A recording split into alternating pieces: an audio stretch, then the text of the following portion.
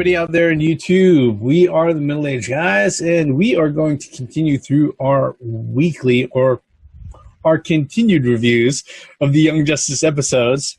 This particular video, we're going to be covering Season 1, Episode 15, entitled Humanity. Let me get the introductions out of the way. I'm the Reverend. The theme here. And I'm Grey Mouse 1. Like I said just 2 seconds ago, this particular episode is called Humanity.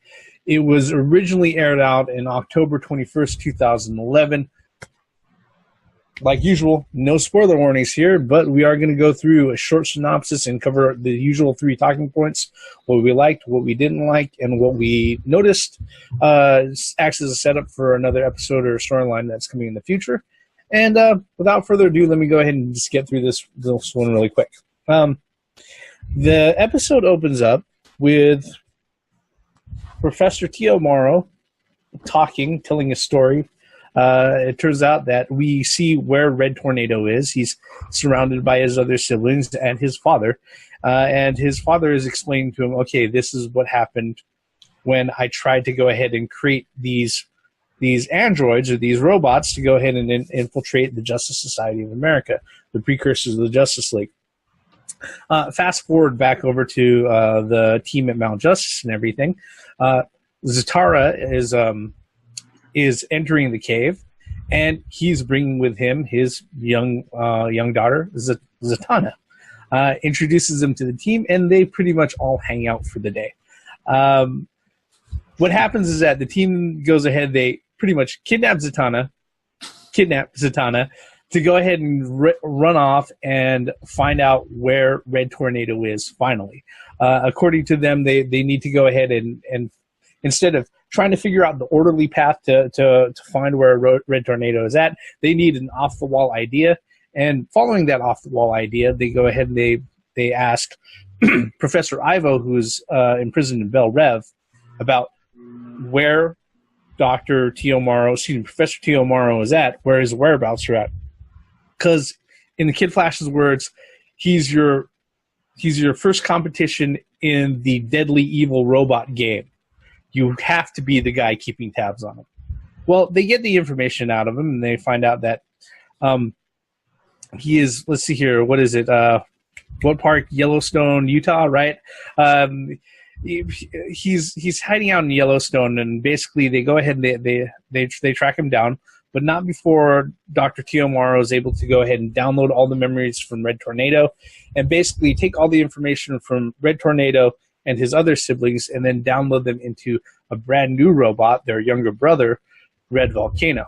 Turns out that Dr. Tio Morrow, he didn't have very happy plans for the Earth. His plan was to go ahead and set off a super volcano that's pretty much stands dormant in Yellowstone Park, black out the sky, and bring about the end of humanity as it is.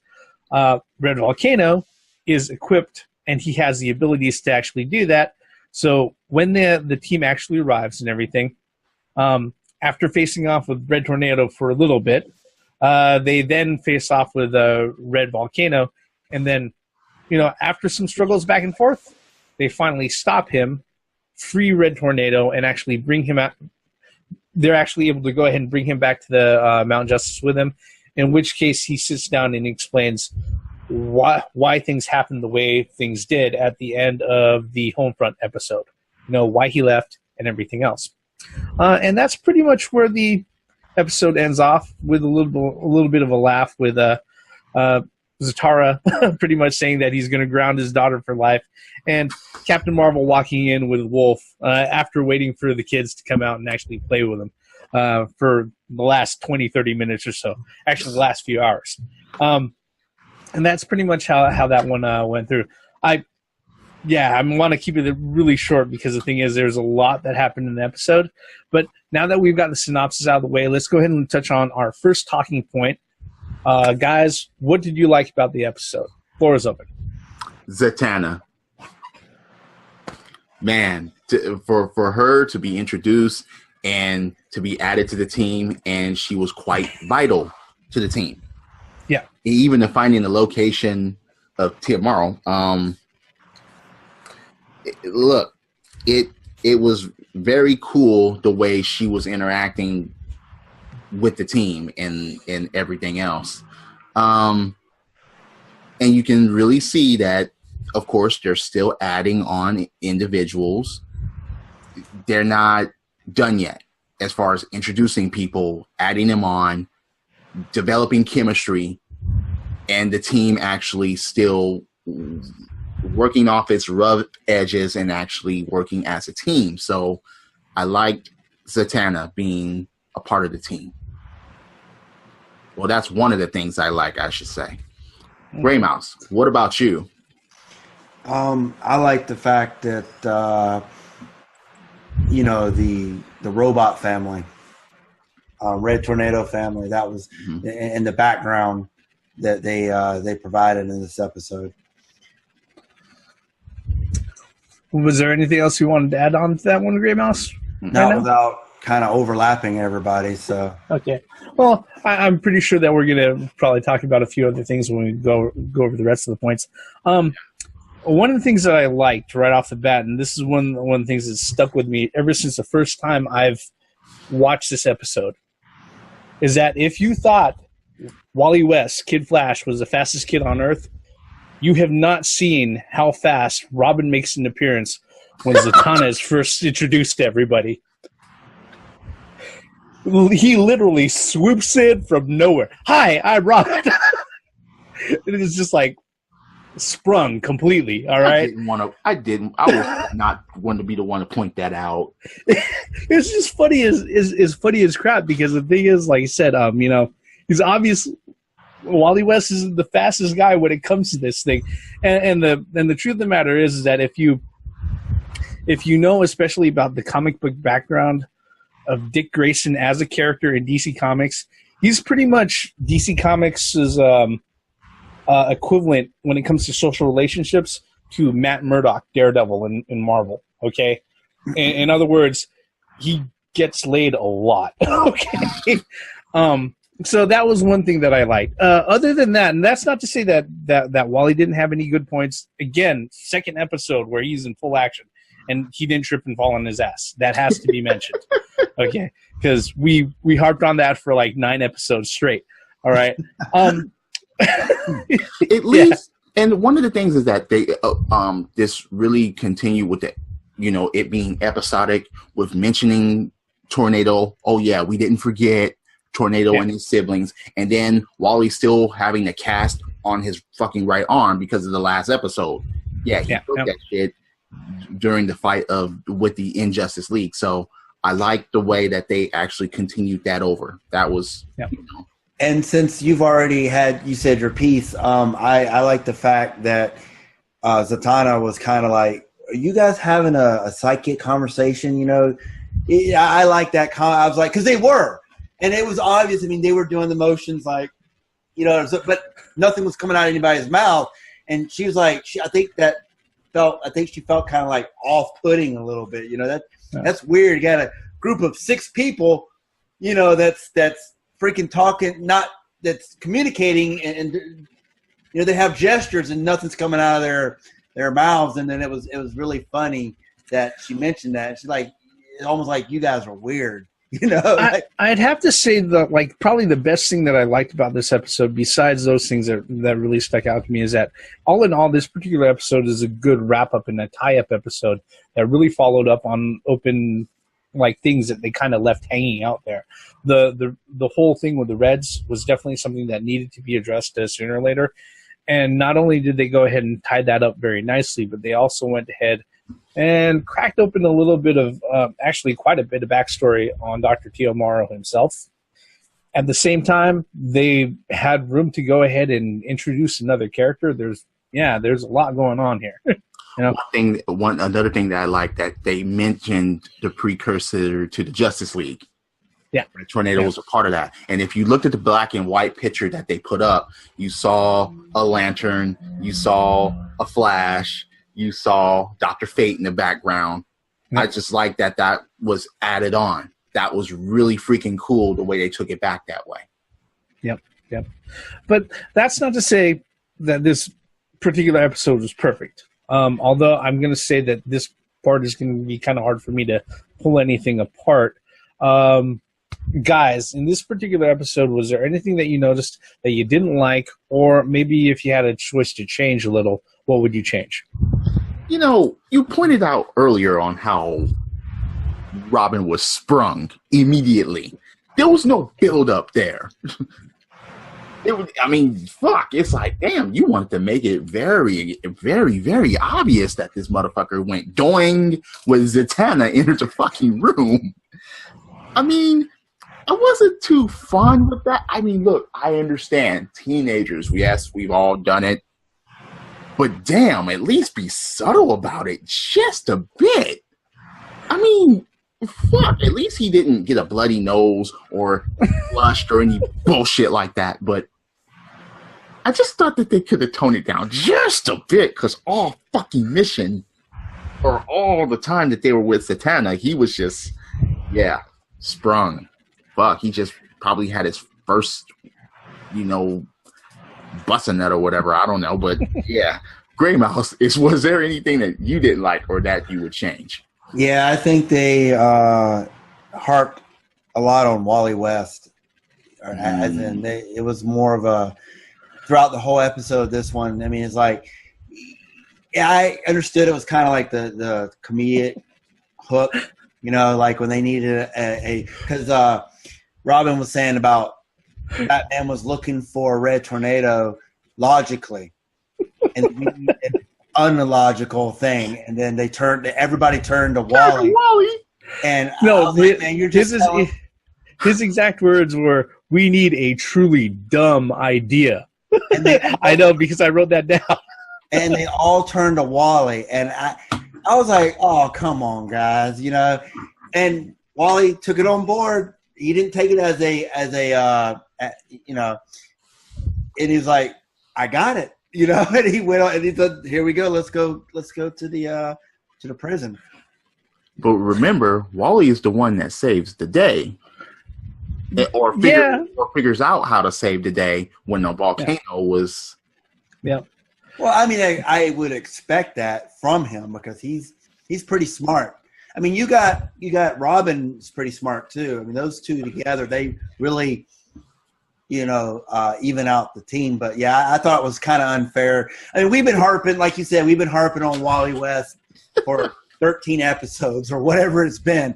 You know, 9, whatever. You know, but as the Reverend pointed out, he didn't fucking trip and fall in this one either. So no. Yeah, but yeah. At least he wasn't. At least when he said, "You're not the only spin doctor around here," and he starts spinning, at least he didn't trip over a fucking rock or anything like that when he was spinning.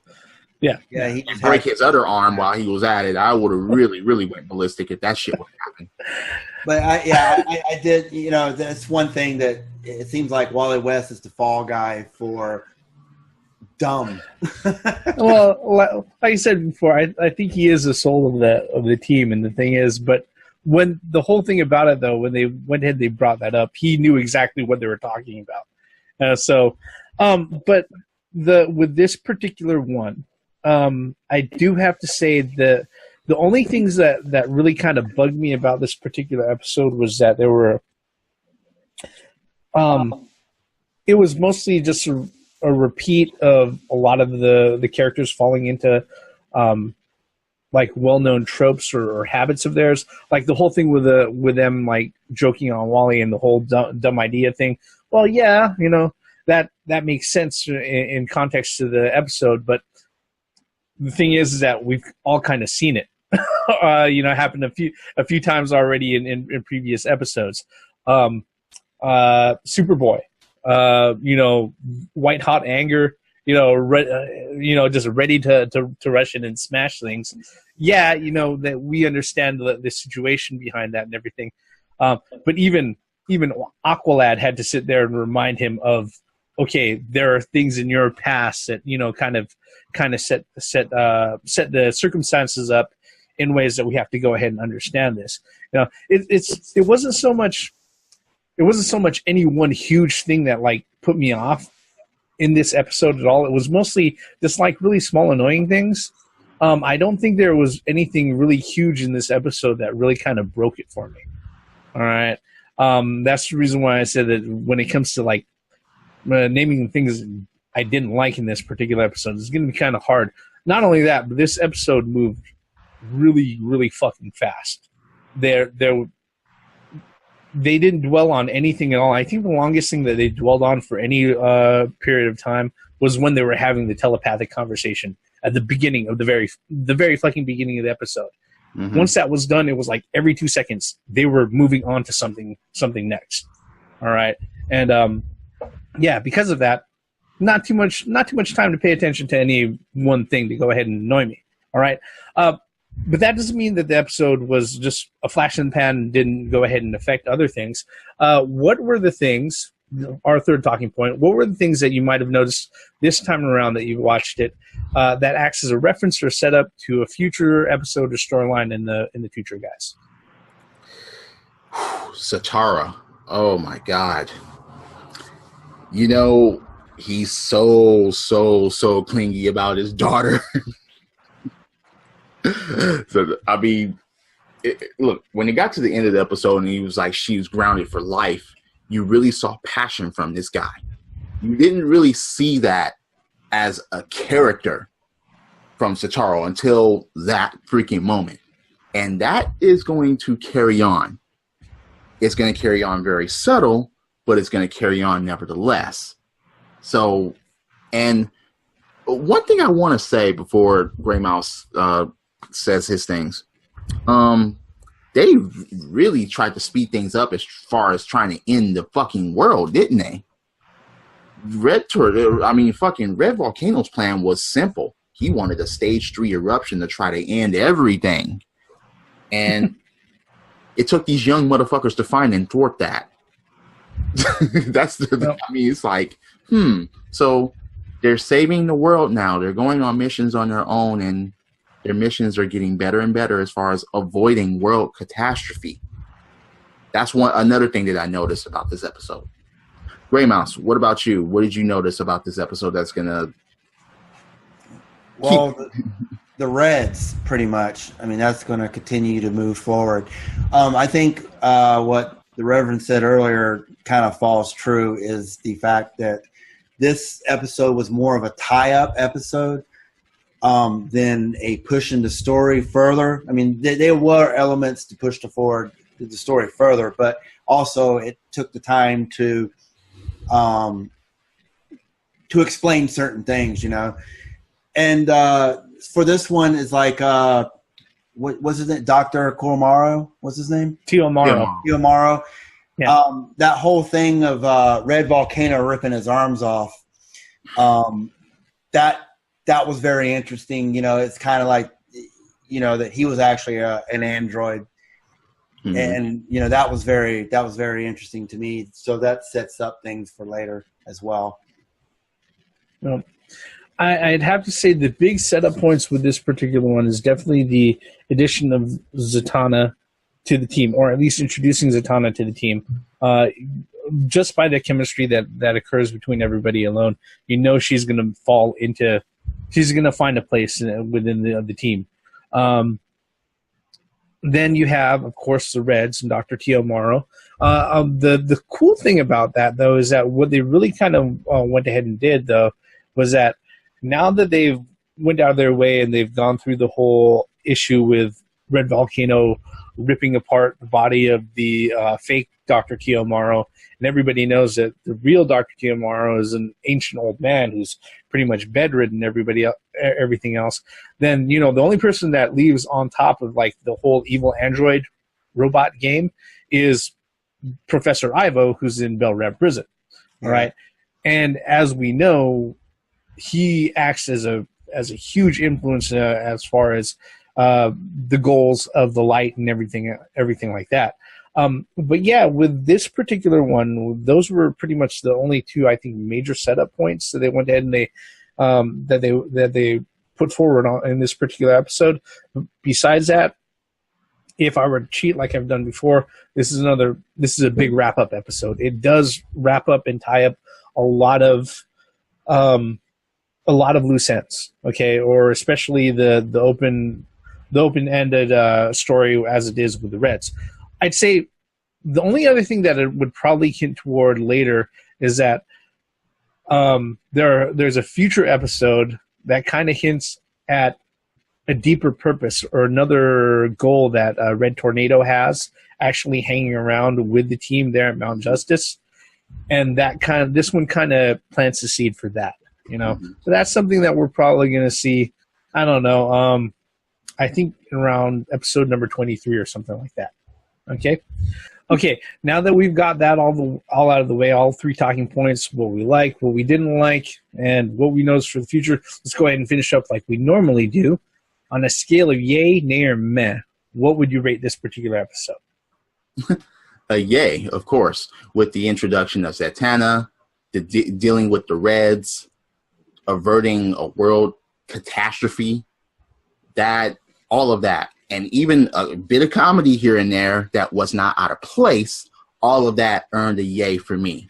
And, of course, setting up for future episodes and closing things out, all of that earned a yay for me. Gray Mouse, what about you? Yay, nay, or meh? With me, it's definitely a yay. Like you mentioned, it closed a lot of doors. It opened a couple of more to further the storyline. And I like the direction that it's going in. No surprise here. It's a yay. Yays all around for everybody.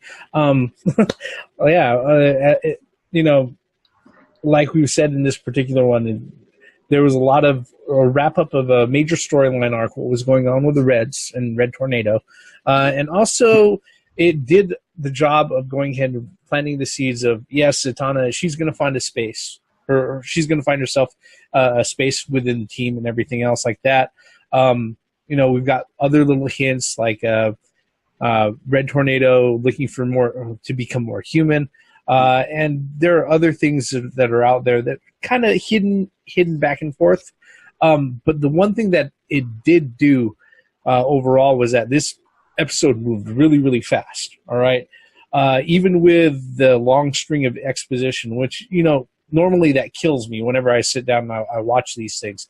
Even the long string of exposition with the backstory of Dr. Tio Maro and, you know, Red Tornado and his older siblings and everything else, that was really interesting, especially if you're somebody who's maybe you're not so knowledgeable with the comic books and you don't know the backgrounds of these characters, you know, in which case it definitely helped. So yays all around for everybody here.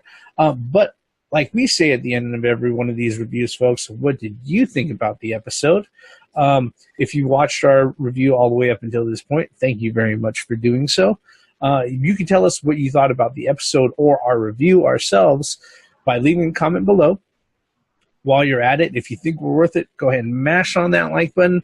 And if you really like what we're doing here with our reviews or any of our other conversations, whether it be with video games or anything else, I hope you subscribe and turn on those notifications so you'll know exactly when we drop a new video.